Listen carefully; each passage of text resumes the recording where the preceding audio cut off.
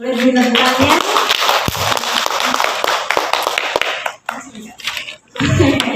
Oke, bismillahirrahmanirrahim. Assalamualaikum warahmatullahi wabarakatuh. Waalaikumsalam warahmatullahi wabarakatuh. Oke, teman-teman, kita akan mulai sesi yang paling kalau dibilang ngejelimet enggak, tapi aku minta teman-teman fokus karena ini materinya agak padat selama 30 menit ke depan gitu ya. Oke, next kan. Oke, ini tadi udah aku jelasin, jadi kami adalah muridnya Profesor Abdul Fattah LYC. Mungkin beberapa teman-teman udah baca bukunya, atau buku anaknya juga ada gitu. Bahkan yang buku yang ditulis oleh Ustadz Felix Xiao itu sangat keilmuannya juga dari Profesor gitu. Oke, next. Oke, jadi ketika kita ngomongin Baitul Maqdis teman-teman, kita harus tahu dulu intinya. Intinya itu apa sih? Intinya adalah Masjidil Aqsa. Tentu kita sudah tidak asing gitu ya dengan masjid kita ini, tapi masalahnya saat ini itu kita banyak kemakan sama narasi-narasi yang dibikin sama Barat. Contoh, teman-teman asing nggak dengan istilah tembok ratapan? Kira-kira lebih terkenal tembok ratapan atau tembok burok? Ratapan. Oke, itu adalah salah satu penjajahan pemikiran yang dibikin oleh Barat. Nah, teman-teman, ketika kita ngomongin Masjidil Aqsa, itu tuh bukan cuma masjid ada kubahnya warna emas, tapi kita ngomongin seluruh kompleks Masjidil Aqsa. Pertama, teman-teman, kompleks ini itu dibangun di atas Gunung Zaitun. Kemudian kalau misalnya kita bedah satu-satu ya, ini di bawah ada namanya Musola Al-Marwani. Itu nanti kalau teman-teman ke bawah, teman-teman akan nemu mihrabnya Maryam gitu. Kemudian ada Masjid Masjid Jami Al-Kibli, kemudian yang tadi Jami Al-Buraq, Buraq Wall itu sering disebut tembok ratapan, padahal kita sebagai muslim harusnya ngomongnya tembok buraq gitu. Kemudian ada Dome of the Rock atau Kubah As-Sakhrah, kemudian Dome of the Chay, dan lain-lain. Jadi ketika kita baca suatu narasi itu kita perlu selektif. Dalam kata lain itu kita harus tahu ini sumbernya dari mana. Apakah itu benar dari Islam atau dari Barat gitu. Oke, next. Nah, ini aku yakin teman-teman sudah lulus baca sirah 25 Nabi. Dan ketika kita baca tentang sirah Nabi Muhammad selama 23 tahun beliau berdakwah, kita tahu bahwa lebih dari setengah kehidupan beliau itu sholatnya ngadep ke Al-Aqsa, bukan ke Mekah gitu. Jadi di sini diperlihatkan 13 tahun di Mekah, kemudian hijrah baru 16 bulan setelahnya karena Rasulullah itu ngadu ke Allah dia kangen gitu sama Mekah, baru diganti kiblatnya gitu. Next Kak. Jadi kalau misalnya di total dari 23 tahun itu 14,5 tahun itu Masjidil Aqsa dan 8,5 tahun itu di Masjidil Haram. Kira-kira kalau kita lihat perbandingan angka kayak gini itu yang paling penting itu yang mana? Masjidil Aqsa. Iya. Tapi ini kita bukan ngomongin skala prioritas ya, mana yang penting atau enggak. Tapi kita lihat bahwa dakwahnya Nabi selama 23 tahun itu kiblatnya Masjidil Aqsa gitu.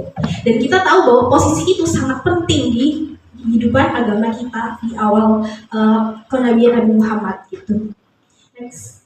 Nah, ini ketika kita ngomongin kiblat gitu, sebenarnya jauh sebelum itu Masjidil Aqsa itu bukan cuma kiblatnya kita doang, tapi sejak Nabi Adam. Jadi Nabi Adam itu pertama turun, kemudian dia bangun Ka'bah, ya kan? Kayak kita udah tahu ceritanya. Kemudian 40 tahun kemudian dia bangun Masjidil Aqsa. Jadi masjid yang dibangun kedua itu Masjidil Aqsa. Kemudian hingga masanya Nabi Musa itu semua ibadah menghadap ke Mekah gitu. Sampai takwil kiblat pertama itu jadi pas Nabi Musa dan Bani Israel disuruh pindah ke daerah Baitul Maqdis, itu pindah ke Masjidil Aqsa kiblatnya sampai terakhir di Nabi Muhammad yang tadi kita sudah bahas. Jadi memang bukan cuma umat Islamnya Nabi Muhammad doang, tapi sebelum-sebelumnya pun juga gitu. Next. Nah, ini tadi aku udah bilang bahwa mereka itu dibangun bedanya 40 tahun doang, tapi 40 tahun bagi Nabi Adam itu singkat banget, ya nggak sih? Besok udah dibanding kita yang cuma 60 tahun jatah umurnya kan, Nabi Adam kan jatah umurnya panjang banget kan. Jadi makanya sebenarnya teman-teman, Ka'bah itu kembarannya Masjidil Aqsa. Kalau kita lihat di sini, ini sudah dirapikan ya perhitungannya. Mereka itu ngadep ke arah yang sama dan bentuknya pun sama. Kalau teman-teman bayangin Ka'bah yang sekarang tentu nggak akan kegambar. Tapi bayangin Ka'bah ketika belum direkonstruksi sama Quraisy waktu itu, dia kan sekarang kita lihat bentuknya kubus ya. Padahal seharusnya dia bentuknya persegi panjang. Jadi Hijr Ismail itu termasuk dalam Ka'bah gitu. Dan mereka itu kembarannya Masjidil Aqsa yang tadi kita udah bahas di slide pertama, itu kan bentuknya persegi panjang juga kan. Nah ya, mereka itu kembar gitu. Jadi kalau ditanya lagi, kenapa sih sepenting itu? Ya karena mereka kembar. Jadi blueprintnya sama gitu. Blueprint tuh kayak kita lihat Borobudur di Indonesia, bentuk candinya tuh sama kayak di Kamboja, India, itu sama kan. Nah itu tuh maksudnya blueprintnya tuh sama mereka, karena yang buat sama-sama Nabi Adam gitu. Next. Oke.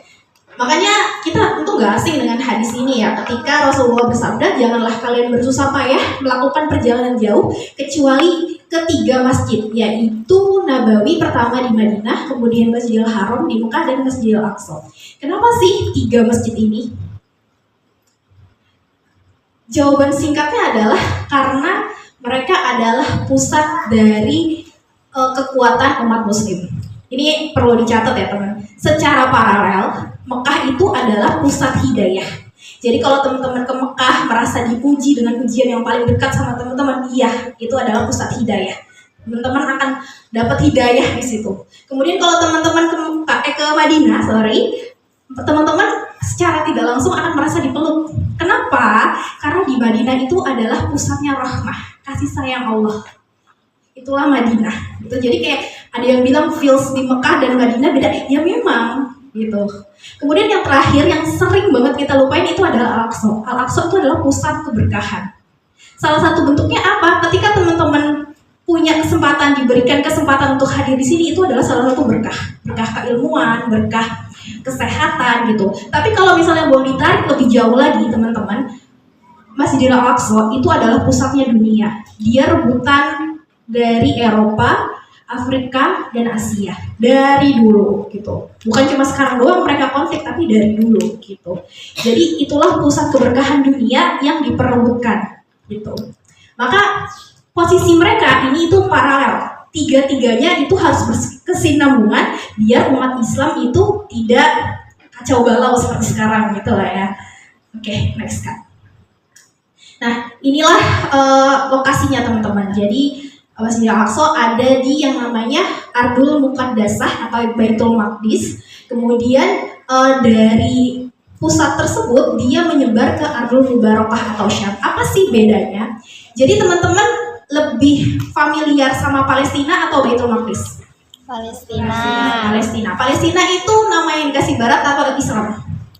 Barat kayaknya. Oke, berarti sudah mulai ini ya gambar. Palestina itu sebenarnya ada di Al-Quran teman-teman, tapi digambarkan hanya sebagai sebuah bangsa, kayak bangsa Melayu, bangsa Mongolia, that's it gitu. Palestina itu bukan sebuah negara, dia adalah sebuah bangsa, yang mana bangsa itu meliputi seluruh bumi Syam gitu. Nah di Al-Quran itu kita udah dikasih tahu sama Allah nama aslinya itu adalah Ardul Muqaddasah dan atau Ardul Mubarakah. Itu ada di 5 ayat di Al-Quran, nanti bisa dicek, itu ada di jurnal yang sudah diprintinkan kita gitu. Jadi karena dia pusat keberkahannya itu dia seperti gelombang gitu. Seperti gelombang yang menyebar dari satu titik pusatnya ke lainnya, termasuk sampai ke Indonesia. Kemarin kalau di kelas kita diskusi sama profesor, masalahnya Indonesia itu adalah di lingkaran paling luar, lingkaran paling jauh gitu. Nanti untuk nextnya akan kita bahas ya, kalau ada batch selanjutnya. Kita boleh next. Nah, ketika kita sudah bahas Syam, kita harus tahu bahwa Syam itu jadi daerah Palestina, Lebanon, Suriah, sampai daerah Tabuk di Saudi Arabia, itu adalah barometer umat. Maksudnya gimana? Barometer umat itu adalah tolak ukurnya. Jadi ketika umat di sana dalam keadaan sengsara, terjajah, ya itu adalah gambaran umat Islam. Jadi nggak usah jauh-jauh lihat ke ke Gaza doang, itu tuh cuma satu titik dari sekian banyak. Kita harus lihat juga daerah-daerah di sekitar Syam. Suriah kita tahu belasan atau puluhan tahun itu dia dijajah itu sama bangsanya sendiri. Dan itu sebenarnya kalau misalnya kita tarik lebih jauh sejarahnya, itu tetap aja itu adalah propaganda asing, propaganda barat gitu. Makanya di sini disebutkan bahwa jika penduduk Syam telah rusak, maka tidak ada kebaikan pada kalian. Ini serem banget jujur, karena ya tolak ukurnya tuh mereka gitu. Kita mau sebaik apapun kalau di sana dalam tanda kutip jelek, ya kita nothing gitu. Intinya kayak gitu. Boleh next Kak. Nah, kemudian kita tahu salah satu hal yang membuat Masjidil Aqsa itu sangat penting itu adalah peristiwa Isra Mi'raj. Kita pasti sudah belajar ini dari TK ya teman-teman. Tapi teman-teman tahu nggak sih peristiwa Isra Mi'raj itu sedekat apa sama kita? Jadi kalau misalnya teman-teman nunggu peringatan Isra Mi'raj cuma nunggu liburnya, teman-teman kurang eksplorasi ya, aku bilang kayak gitu ya. Karena aku baru aja dapat cerita gitu bahwa kita itu sebenarnya mereplika Isra Mi'raj itu setiap kita sholat. Kan Isra Mi'raj itu tempat waktu turunnya sholat kan. Nah saat itu Nabi Muhammad naik ke langit ke-7 dianterin sama malaikat Jibril. Oke. Tapi masalahnya malaikat Jibril nggak bisa sampai ke surga neraka, ya kan? Yang boleh naik cuma Nabi Muhammad. Nah, Nabi Muhammad ketika dia naik sendiri, dia mau ketemu Allah. Oke. Ketika Nabi Muhammad mau ketemu Allah, dia mau bilang apa? Teman-teman tahu? Kita kalau ketemu sesama Muslim, kita bilangnya apa? Assalamualaikum. Kira-kira kalau ketemu Allah bilangnya apa? Sama nggak? Assalamualaikum, teman-teman tahu artinya? Keselamatan bagimu. Tapi masalahnya Allah ini yang punya semua keselamatan. Kira-kira cocok nggak? Terus bilangnya apa? Bilangnya adalah at-tahiyatu mubarakatus sholawatut thayyibatulillah. Itu adalah percakapan Nabi Muhammad ketika Isra Mi'raj. Kemudian dijawab sama Allah. Lanjutannya apa tadi? Assalamualaikum ayyuhan nabiyyu warahmatullahi wabarakatuh. Itu adalah salamnya Allah ke Nabi Muhammad. Tapi yang bikin merinding adalah teman-teman, setelah itu Nabi Muhammad jawab lagi. Dia tuh gak mau keselamatannya cuma buat dia sebagai Nabi, tapi mau bagi umat-umatnya. Selanjutnya apa?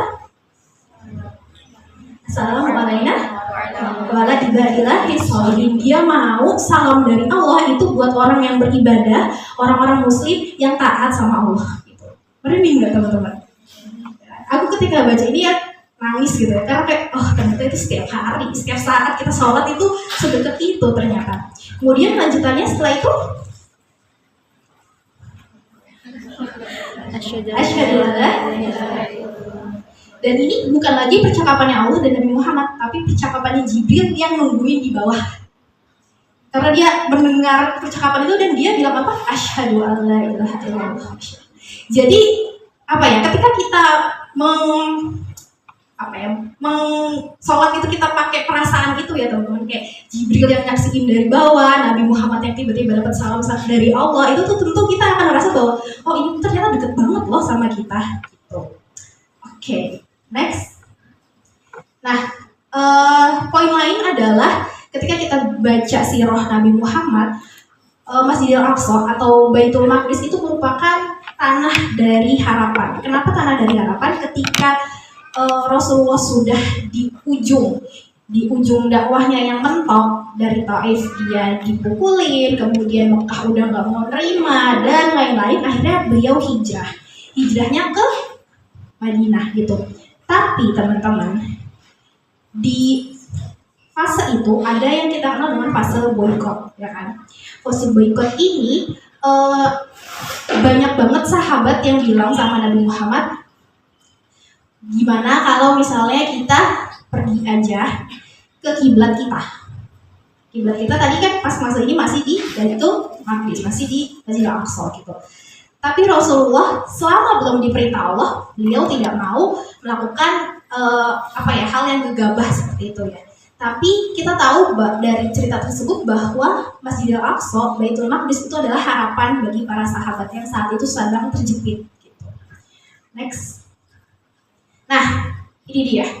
Kalau misalnya teman-teman ke Mekah, terus ke Madinah, terus merasa perasaan bahwa ini mungkin aja tempat yang aku lagi injek saat ini itu pernah diinjek Nabi Muhammad gitu ya. Tapi teman-teman kalau misalnya teman-teman ke Masjidil Aqsa, ya jejak kaki teman-teman itu bukan cuma pernah diinjak Nabi Muhammad, tapi 124.000 nabi. Karena kita tahu dalam peristiwa Isra Mi'raj yang tadi kita sudah bahas, Nabi Muhammad itu mengimami 124 nabi. Jadi kenapa Masjidil Aqsa penting? Ya karena itu tempat kumpulnya nabi. Coba sekarang dari 25 nabi yang kita hafal, berapa orang yang nggak tinggal di Baitul Maqdis? Berapa? Ayo. Lulus kan sirahnya teman-teman? Dari nabi. Oke, jadi dari 25 nabi hanya 5 yang tidak tinggal di daerah Baitul Maqdis. 19-nya full, semuanya pernah ke Baitul Maqdis. Gitu. Coba sebut nabi siapa? Pasti ada cerita yang bersinggungan sama Baitul Maqdis. Gitu. Next. Nah, menariknya lagi adalah di Al-Quran, di pedoman hidup kita itu sepertiganya juga ngomongin tentang Baitul Maqdis.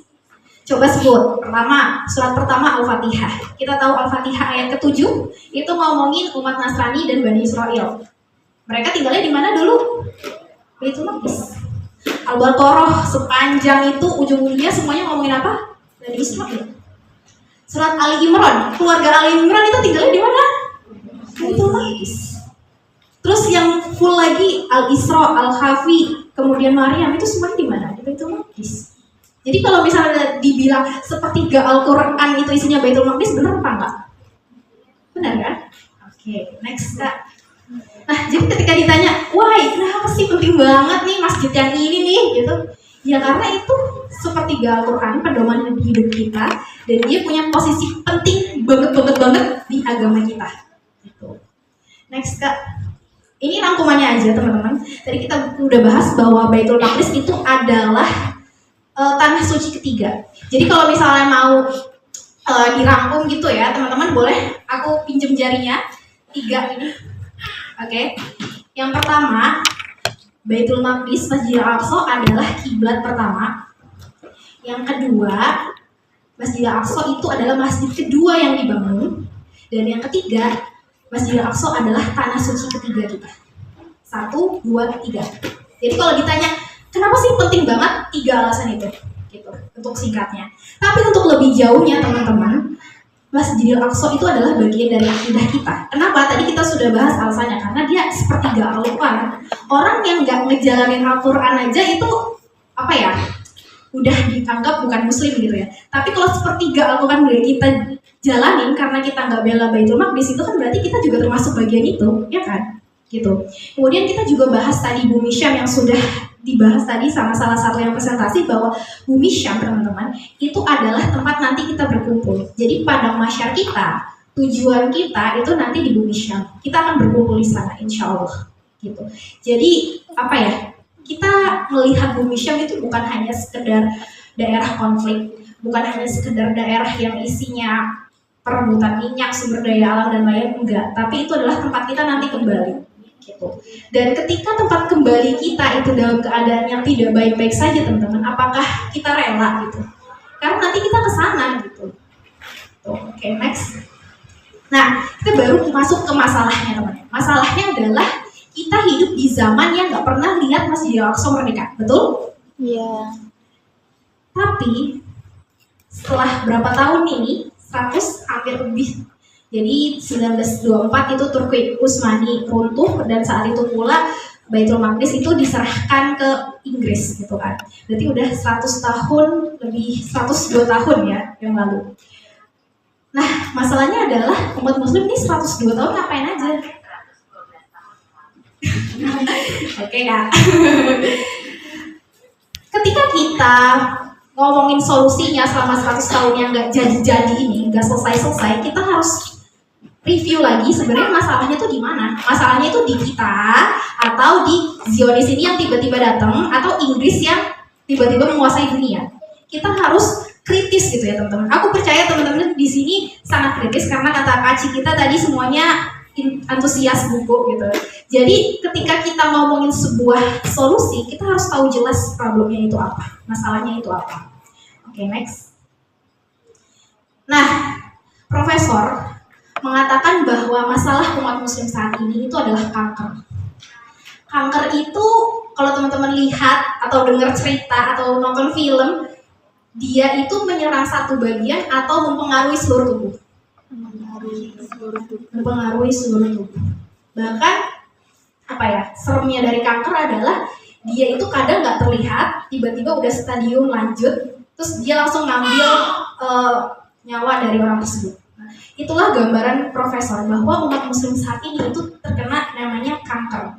Kanker apa? Next. Ini dia nama kankernya, intelektual nakba. Jadi kita dijajah secara pemikiran. Intelektual itu kan pemikiran ya. Kemudian nakba itu adalah bencana air bah besar gitu. Jadi intelektual nakba adalah penjajahan pemikiran seperti air bah besar di mana umat muslim di dalamnya itu pemikirannya terjajah secara secara besar-besaran gitu. Contohnya apa? Di sini teman-teman siapa yang dulu di SD belajar teori Gujarat? Teori Gujarat, Islam masuk ke Indonesia melalui teori Gujarat. Belajar semuanya? Itu benar apa enggak teman-teman? Enggak, konfirmasi. Pernah verifikasi? Enggak. Faktanya adalah kita punya yang namanya Ratu Shima di Jepara. Tahu? Ratu Shima itu sudah menerapkan syariat Islam. Dan Ratu Shima itu ada di abad ke-7. 100 tahun atau di abad yang sama ketika Khalifah Rashidin itu punya armada kapal perang. Jadi pas Khalifah Utsman bin Affan itu kan kapal armada laut pertama ya. Dan itu kapalnya nyampe sampai ke Indonesia. Jadi jauh sebelum teori Gujarat yang katanya abad 14, jauh banget kan? Kita ini sudah kena Islam di Indonesia sejak abad ke-7, abad ke-8 gitu. Jadi teman-teman monggo dikritisi lagi semua yang sudah kita pelajari. Karena sejauh itu intelektual nakba. Dan di sini secara konkret gitu ya dijelaskan sama profesor, sebenarnya permasalahan umat ini adalah ketika mereka terlalu ignorance. Mereka terlalu nggak peduli dan mereka nggak tahu inti masalahnya itu apa. Karena inti masalahnya itu bukan Zionis, bukan Barat, tapi diri mereka sendiri. Sadar nggak teman-teman? Gitu. Next. Nah ini dia rangkuman dari akar masalah umat yang profesor bedah menjadi 3 level.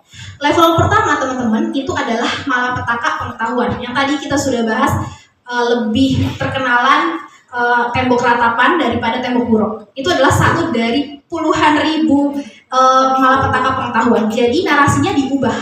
Biar apa? Biar muslim ini bodoh dan nggak tahu sejarahnya, sirahnya, dan lain-lain.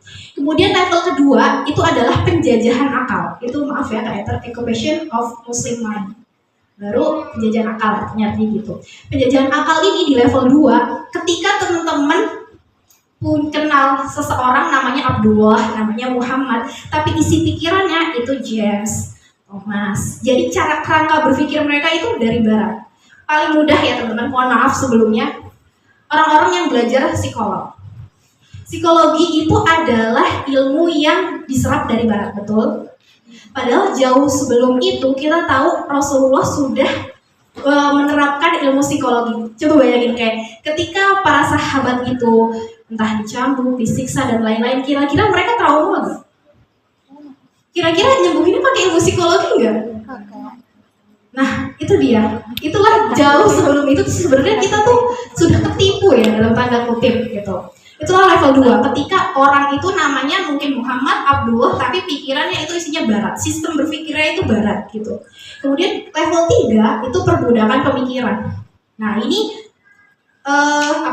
levelnya lebih tinggi lagi, dimana ketika contoh gitu ya, kita lihat para pemimpin negara Arab atau negara kita sendiri lah, let's say gitu, mereka ini iya aja ketika disuruh Zionis, padahal mereka Islam, ya nggak sih? Maksudnya kayak gak mikir apa ya, gitu gak sih?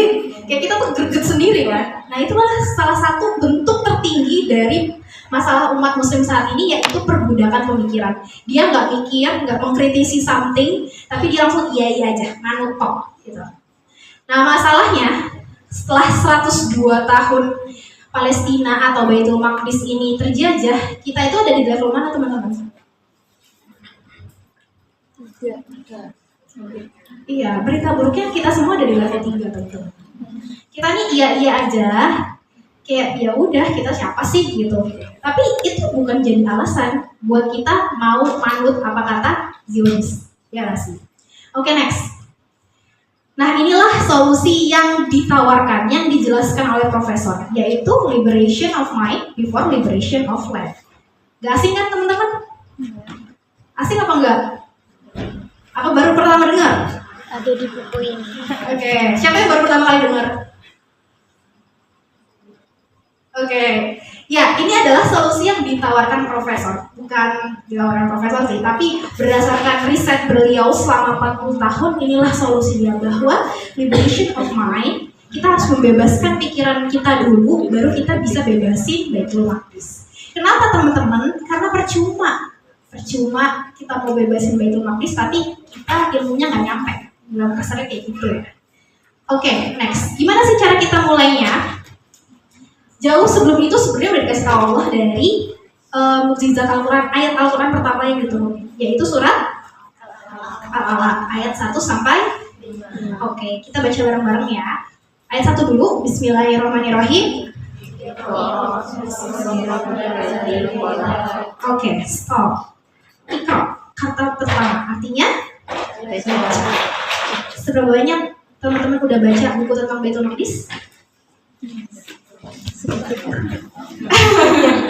Ini kata perintah pertama ini. Tapi gimana kita mau jalanin the rest of it? Kayak semua Al-Quran, kalau kata pertama aja kita nggak lakuin. Read ini tuh bukan baca Quran. Oke lah kalau kalian ngerti bahasa Arab, tapi kenyataannya Indonesia ngerti bahasa Arab nggak sekarang? Jadi baca yang dimaksud di sini itu bukan baca terus lupa, baca terus ya udah gitu. Tapi baca yang dimaksud di sini adalah ketika kita memahami intinya itu apa, kita memahami implementasinya itu apa. Itu adalah baca yang dimaksud di sini. Kemudian next, kita ke ayat kedua. Ayat keduanya apa teman-teman? Alaqah, kata terakhir di ayat kedua. Alaqah itu adalah sesuatu yang bergantung, clinging substance. Jadi ini Allah mau ngingetin kita. Oke, kamu baca, kamu berilmu, kamu boleh pinter, punya berbagai sertifikat, sarjana, oke. Tapi apakah semua ilmu kita gantungkan kepada Allah? Apa cuma biar dapat gelar, biar dapat nilai bagus? Itulah kita, umat muslim saat ini. Karena memang sistem pendidikan kita itu membuat kita seperti itu, ya kan? Kayak yang ranking, yang dapat nilai bagus itu pasti kerjanya bagus, dapat uang yang banyak, dan saya lah anything. Tapi ternyata kesalahan kita itu sudah dari awal, ketika kita tidak menggantungkan semua hal yang kita tahu itu kepada Allah. Gitu. Kemudian yang kedua, selanjutnya sendiri. Nah, ayat ketiganya apa teman-teman? Akram, karomah. Dia adalah apa ya? Pujian Allah di ayat ketiga. Ketika kita sudah baca, ketika kita sudah punya pengetahuan, ilmu, dan kemudian kita menggantungkan semua ke Allah, kita akan dikasih pujian, keberkahan oleh Allah, kemuliaan, yaitu kita naik level. Jadi kalau misalnya di dunia ini naik level itu ketika kita punya sertifikat, punya nilai yang bagus, tapi bagi Allah kita akan naik level kalau kita punya ilmu. Inilah di ayat ketiga, karomah, kemuliaan akan diberikan oleh Allah kepada kita itu ketika kita berilmu, gitu. Next, yang terakhir ayat keempat, kolam. Tiba-tiba ada kata benda di situ, kolam, pena. Tapi apakah secara eksplisit tentang pena? Tentu saja bukan gitu. Dari berbagai tafsir kita sudah tahu bahwa kolam di sini itu bukan tentang pena, tapi sesuatu tentang yang diimplementasikan. Kita sudah baca, kita sudah punya ilmu, kita sudah menggantungkan semuanya pada Allah. Terus apakah itu kita simpan buat diri sendiri atau enggak? Berapa banyak orang di dunia ini yang pinter, tapi ya udah buat dirinya sendiri. Nah, maka Allah ngingetin di sini, di ayat ini bahwa ketika kita punya ilmu, sampaikan, walaupun sedikit. Kalau teman-teman dapat ilmu hari ini, sampaikan. Dan begitu pun tentang kebebasan Baitul Maqdis. Mungkin tadi ketika kita dengerin yang presentasi, bilang baru pertama kali, yes, itu adalah langkah yang tepat, langkah baik pertama bagi kalian yang mau memulai. Gitu. Karena apa? Karena sedikit itu yang bisa kalian sampaikan pasti akan ada keberkahannya. Gitu. Oke, next. Dan inilah fondasinya teman-teman. Solusi pertama di tingkat individual, yaitu baca, kemudian pahami dan berpikir. Ya, bukan cuma haho-haho doang ya kalau baca, harus dipikir bener apa enggak. Dan kemudian tulis atau sampaikan atau share story IG ya lah, Gen Z itu kan, gitu. Sesimpel itu teman-teman. Gitu. Ini adalah fondasi pertama sebagai solusi. Gitu. Next. Nah ini juga yang kami kerjakan di BMBC, yaitu dengan terminologi READ, di mana singkatan dari Reclaim the Narrative yang tadi pertama antara tembok ratapan dengan tembok buruk ya, reclaim the narrative itu punya kita gitu. Kemudian educate the community seperti ini, kemudian awaken knowledge driven action, jadi stop apa ya cuma berdasarkan emosi. Maksudnya gimana? Maksudnya adalah teman-teman marah boleh sama apa yang terjadi sekarang, teman-teman boleh emosi, nangis atau anything lah bentuk emosinya, tapi teman-teman tahu percuma teman-teman kalau energi teman-teman dibuang ke arah yang tidak strategis. Maksudnya apa? Cuma emosional. Saat ini sudah 100 tahun, masa iya mau emosional terus? Gak sayang kah energinya? Maka kita menawarkan, yuk belajar. Kita akan berjuang melalui ilmu pengetahuan dengan baca. Dan yang terakhir, kita akan membela defend betul Marxis. Next. Oke, ini bagian terakhir teman-teman. Jadi ada beberapa trivia question. Nanti teman-teman bisa jawab. Next. Nah, ini boleh teman-teman jawab ya. Israel ini negara, komunitas, atau kelompok agama? A, B, C. A. Saya jawab A. Oke, yang jawab B. Yang jawab C. Oke. Next kan. Next. Oke. Nah, menariknya adalah aku juga baru tahu setelah kelas sama profesor. Israel itu bukan sebuah negara karena yang ngakuin dia itu cuma Amerika sama Inggris. Awalnya ya. Yang sekarang mah banyak yang ikut-ikutan. Ya, oke lah, tapi intinya adalah nggak semua negara mengakui kedaulatan dia gitu. Jadi ketika kita tahu secara de facto and de jure mereka itu tidak benar, ya berarti mereka bukan sebuah negara. Terus selanjutnya, apakah mereka sebuah kelompok agama? Masalahnya di sini adalah mau dia Kristen, mau dia Muslim, dia tetap bukan Israel. Jadi apakah bisa dikatakan kelompok agama? Iya. Jadi Zionis sekarang itu bisa Muslim, teman-teman. Hati-hati. Kemudian yang terakhir adalah komunitas. Ini unpopular opinion, tapi inilah kenyataannya, teman-teman. Mereka adalah sekumpulan orang yang tiba-tiba datang, mencaplok wilayah dan lain-lain. Nah, profesor menamakan komunitas mereka itu sebagai proyek kolonial barat. Maksudnya apa? Teman-teman gak asing pasti dengan konsep Hindia Belanda. Ya, kita udah belajar tuntas lah ya Allah gitu kan. Nah, itu tuh sama kayak Israel. Tapi kita berhasil merdeka gak teman-teman? Ya kan? Hindia Belanda itu terhapuskan kan? Nah, maka sama halnya bahwa si komunitas Israel ini, si proyek kolonial barat ini itu nggak bakalan selamanya, will not be eternal. Jadi ini adalah salah satu kabar baik dari kita bahwa ya ini sementara. Oke, kita hidup di zaman yang nggak pernah melihat Masjidil Aqsa merdeka, tapi ini nggak selamanya teman-teman. So bergeraklah gitu. Next. Oke, next terminologi gitu ya, teman-teman. Pernah dengar from the river to the sea, Palestine will be free? Yes. Ini benar apa salah, teman-teman? Benar. Yang jawab benar? Oke, yang jawab salah? Yang tidak jawab? Oke, kita bedah pelan-pelan dari kalimat yang pertama, teman-teman. From the river to the sea. Ini adalah daerah antara Sungai Jordan hingga Laut Merah. Padahal tadi di slide sebelumnya itu kita udah bahas bahwa Ardul Muqaddasah itu luasnya sampai Saudi Arabia, sampai Mesir, ya sampai dekat lagi mau Turki. Jadi apakah itu cuma antara Sungai Jordan dan Laut Merah? Tidak, oke. Yang kedua, tadi kita sudah bahas Palestina itu namanya dikasih siapa? Barat. Nah, jadi gabungan dari dua kalimat ini benar apa salah, teman-teman? Salah. Tapi seberapa terkenal kata-kata ini? Sangat terkenal. Jadi sebenarnya kalau kita bilang hitam dan putih, benar dan salah, itu kurang kurang wise lah. Gitu. Tapi teman-teman, yang mau aku bilang di sini adalah teman-teman tuh boleh pakai terminologi ini ke non-muslim. Ya, karena mereka akan berperan di sisi kemanusiaan. Tapi kita sebagai umat muslim, kita harus pakai nama yang dikasih sama Allah di Al-Qur'an, yaitu Baitul Maqdis atau Ardul Muqaddasah.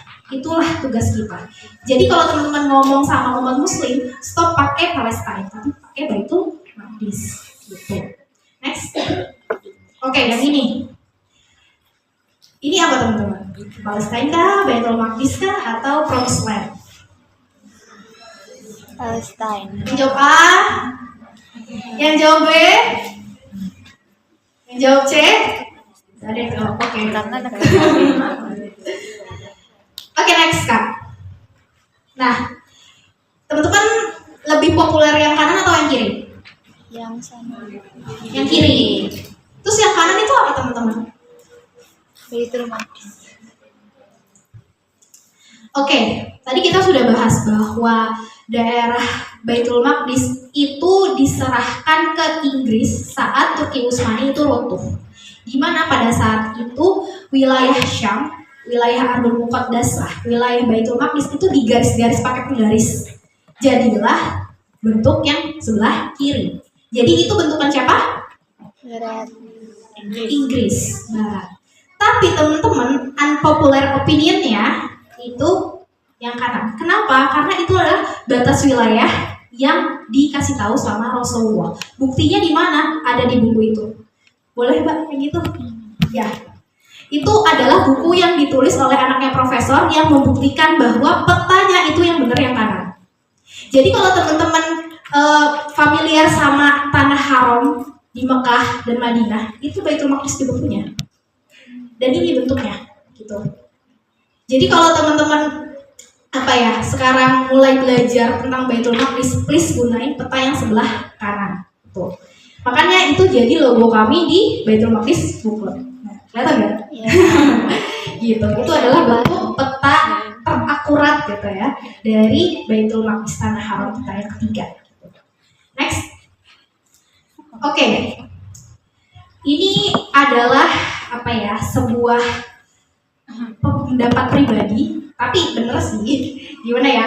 Jadi kabar buruknya teman-teman, saat ini umat muslim itu terpecah belah dengan nation state, dengan batas-batas wilayah kenegaraan yang itu dibikinnya setelah Turki Utsmani runtuh. Di mana batas-batas itu ya balik lagi tadi dibikin oleh Barat, termasuk Indonesia sama Malaysia, saya kayak gitu. Ketika kita nonton bola Indonesia Malaysia, kita dukung siapa? Indonesia. Kenapa? Karena Indonesia. Padahal kita tahu bahwa Malaysia itu sama-sama Muslim. Sebenarnya kita sama ke beda? Sama aja. Yang misahin itu apa? Agenda Barat. Tiba-tiba ada bola dunia. Ya enggak? Ya, jadi kayak kita tuh sudah terjajah remeh-temeh itu soal Piala Dunia gitu. Jadi kayak kenapa sih ada Piala Dunia? Itu tuh biar antara negara muslim itu saling berlawanan. Padahal harusnya kita satu. Itu kabar buruknya. Padahal kabar baiknya adalah kita semua satu, dari Maroko sampai Merauke itu satu. Sejauh itu ya, sepanjang garis pantai dari Afrika sampai Asia itu kita satu, teman-teman. Gitu. Next. Nah, nextnya bersambung teman-teman. Jadi sampai situ saja penyampaian dari aku. Terima kasih. Wassalamualaikum warahmatullahi wabarakatuh.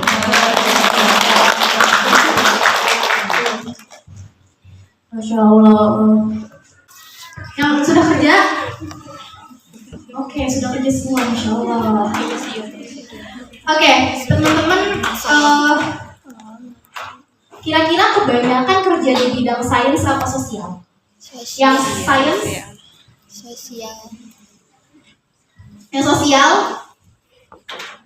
saat aku kelas dan ketemu profesor, saat disampaikan materi ini, aku nangis di depan profesor karena aku nggak tahu apa yang harus aku lakukan. Apakah teman-teman merasakan yang sama? Ya. Jadi aku bilang ke profesor, aku dari sains, aku nggak tahu harus ngapain. Karena ketika kita ngomongin pembebasan Baitul Maqdis, mostly itu ngomongin tentang perjuangan politik, sosial, kemudian yang lain itu di bidang syariah, kayak dia sudah tahfiz, dia belajar syariah dan lain-lain gitu. Dan aku nggak tahu peranku di mana, karena aku dari dunia sains gitu. Tapi profesor ngingetin ke aku bahwa semua muslimah itu punya perannya.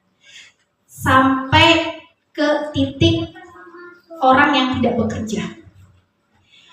Contoh, profesor boleh 40 tahun meneliti sampai jadi buku rencana strategis Baitul Maqdis yang ada di depan teman-teman. Setebal itu adalah rangkuman 40 tahun research-nya profesor.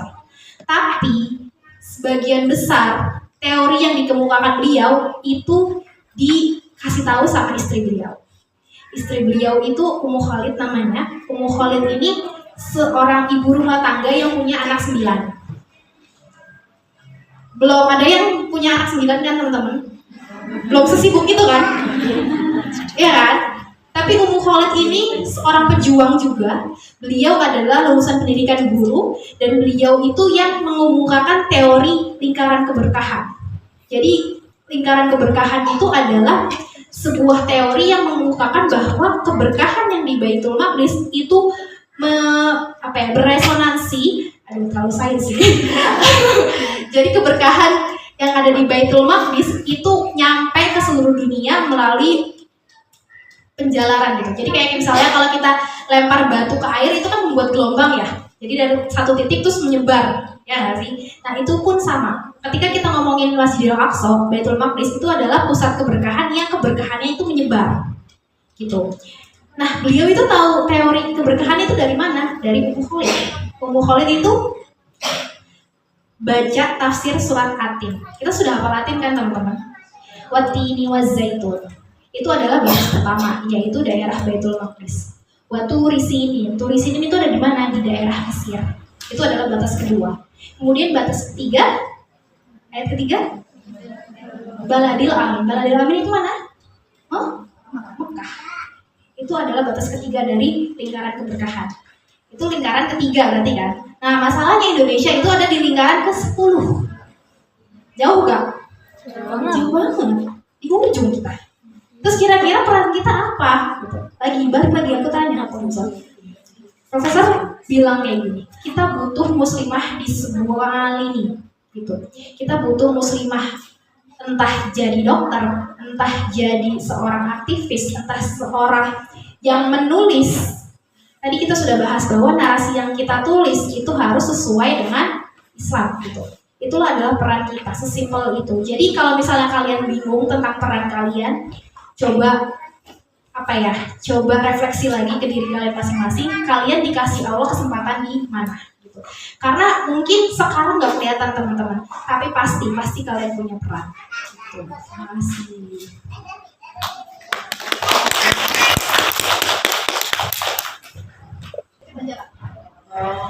Ini sedikit amanah teman-teman dari profesor. Jadi selain kita belajar di kelas, itu kita juga dikasih amanah untuk menghafal doa ini. Doa ini adalah doa yang diajarkan profesor dalam rangka pembebasan Baitul Maqdis.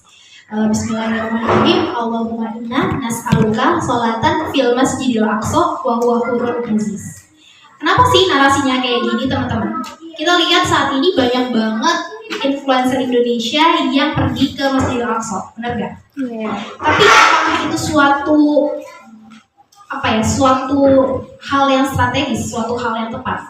Karena dalam sirahnya Rasulullah selalu melarang orang-orang untuk pergi ke Baitul Maqdis sebelum merdeka. Dan kita masalahnya ini posisinya sama seperti di masa Rasulullah. Jadi nggak pernah melihat Baitul Maqdis merdeka gitu. Nah makanya profesor bilang di sini dinarasikan bahwa kita akan sholat di sana ketika dalam keadaan merdeka. Gitu. Jadi boleh dibaca sekali, 2 kali atau lebih. Aku sangat menyarankan baca ini setiap habis sholat.